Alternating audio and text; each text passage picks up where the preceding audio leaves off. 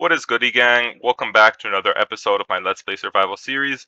As you can see behind me, I cleared this area up a little bit, but me clearing up the area is not the main focus of today's video. The main focus of today's video is going to be building this road, which will be the main infrastructure of this whole cuboid.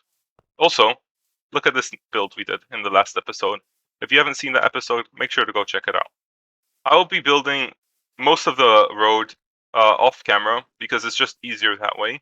But I will be building this arch on camera so you can see my thought processes behind each individual curve and the block palette and all of that.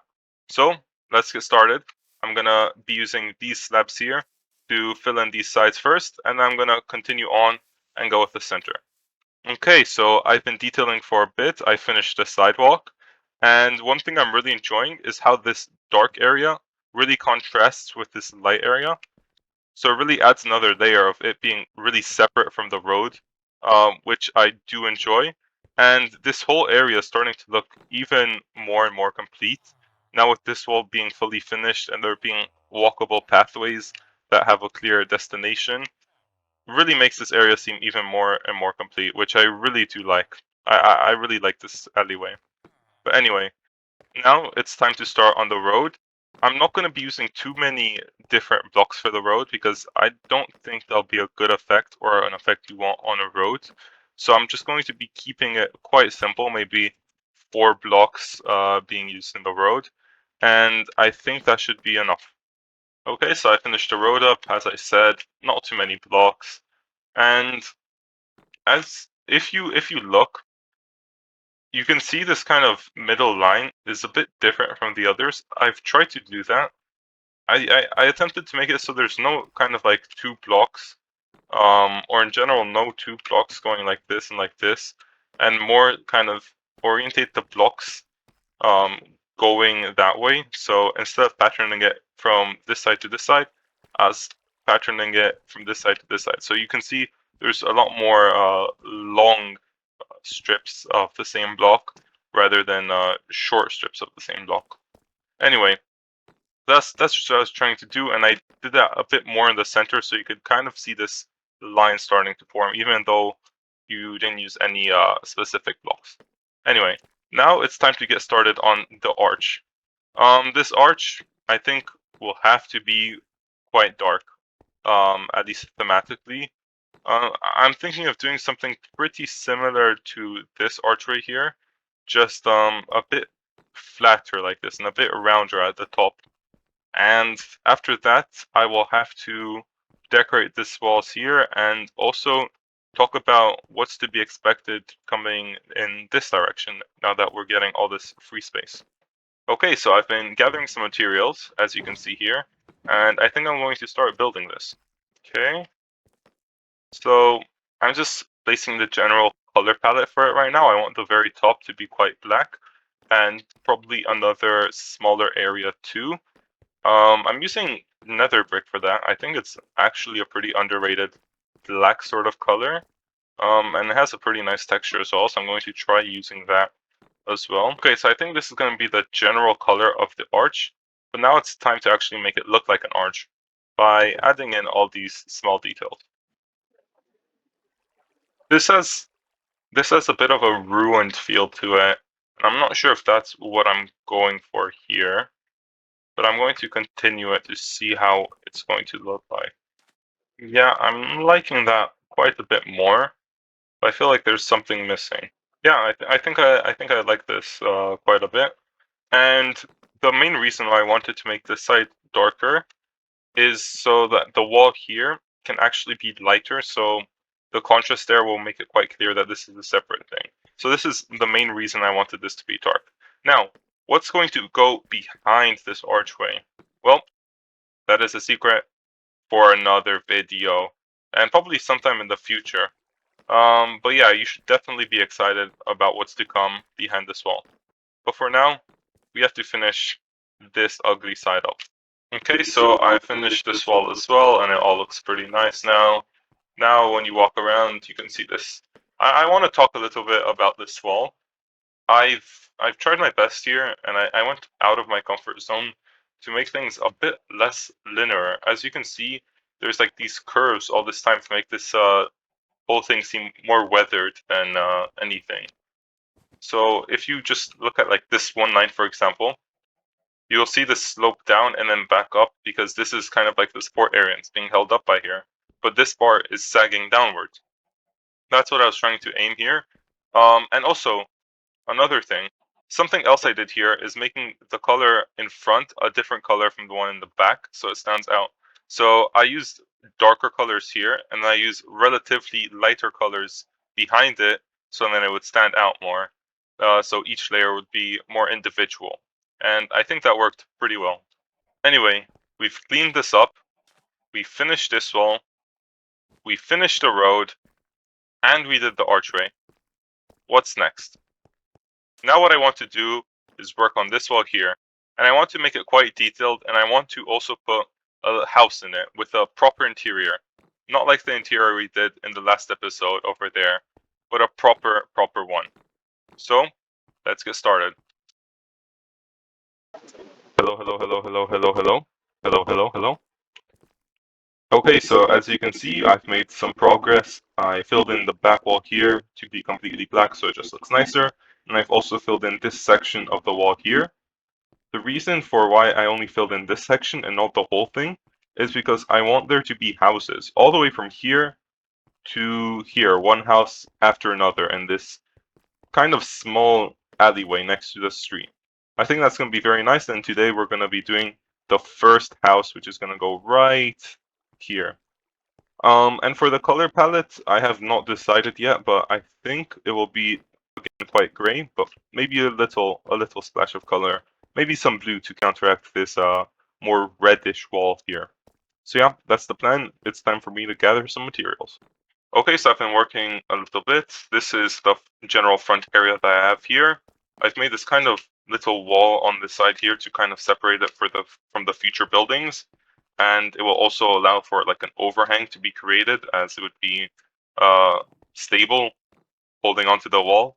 And we also have to continue the whole building and finish it out that way, but that's not too important because it won't really be seen too much when the future buildings come in. Unless we make like a small alleyway here, which we might do, honestly. That might be a good idea. And I want to integrate some white highlights in this building using like bone blocks and mushroom stems. I think that could be quite interesting as well. So I'm also going to try to do that. So quick update, I added the overhang here and I also added like this indoor thing. And I'm starting to actually like how it looks now. And I want to point out some cool little building details that I did. So if you go up here, you'll see that I put glass in front of the iron bars here. That's to make them look more textured and also to make them look a bit darker. Because from further away, you can't really see the glass, but you can still see the texture of the iron bars. And I think that's a pretty cool thing. Like, look. Now that I point it out, you can see a bit more, but you can see the effect that I kind of mean. And I think it really adds quite a bit to the detailing. I also added the overhang, which helps kind of contain the house in this area. And I think it did a lot for the house as well. And again, Lichen, I'm starting to love this block, or this carpet block, I guess, a lot more. Because now I can get this amazing blue color and kind of mix it in with this white here, which really does a lot for the house. Plus, not to mention, it adds illumination all in front of the house. So even during the night, it'll still look well lived in and that sort of stuff. So yeah, I think that's really great. Now I'm not sure. I think I actually do want to make like a 2, maybe 3 block alleyway through here. That'll be really shady and maybe add like a underground casino over there, something like that in the future. So I will actually put a bit of effort into this wall to make it look nice. And yeah, that's what I'm gonna be doing now. So this is a recording because the audio got messed up. I'm just talking about this sidewall and how I made this alleyway here and how I chose to darken the blocks going inside to make it seem shadier and darker, and also describing how I put more effort down below than above, as that's the area that you're actually going to be walking through. And now it's time for the interior. And I like what I did with these 2 walls here. because there's no great options for doors in Minecraft. So this really is the only thing that you can do, at least from far away. But you can't actually get into the house. So I'm going to have to try to find another alternative for a door. And we still have to figure out what we're doing with the interior. Okay, so I've been doing some work on the interior. It's nothing too special, just all pretty gray, all pretty normal. My thought process behind this color is because this is like one of the main houses from the dystopian government. It's going to be, well, gray, colorless, as a way for the government to control their people. It's all made of stone, all kind of mass-produced and manufactured, and that's the kind of feeling I'm trying to get with this house. You can also notice some patterns along the bottom, which just add to that feeling again. And I've also hidden some lighting behind these pillars here with some glowstone, which is what actually gets all this light in here. And for the decoration of the interior, I think I'll do it again like kind of the most efficient interior possible, even though it isn't going to look super nice. I think that's what I will go for, because that's, again, like the type of feeling I'm trying to achieve with this house. So I've been working on the interior, and I think I'm going to stick with what I got right here. So as you enter the house, you have this little decorative thing here, and then you have the toilet all the way down here. I covered the floor in like carpet and like this white stuff to represent like the towels that you throw on the floor after they're kind of wet. And it also blends in with the pressure plate, so you can actually get out of it. You have your sink, you have the toilet here with the lids currently closed. But I think personally the upstairs is the more interesting part. Once you go up here, you can see a lot more detail has been put into it, and there's some small things I actually want to talk to you about. So here, I kind of did the impression of a switch by getting a banner, making a design, and putting it in this item frame.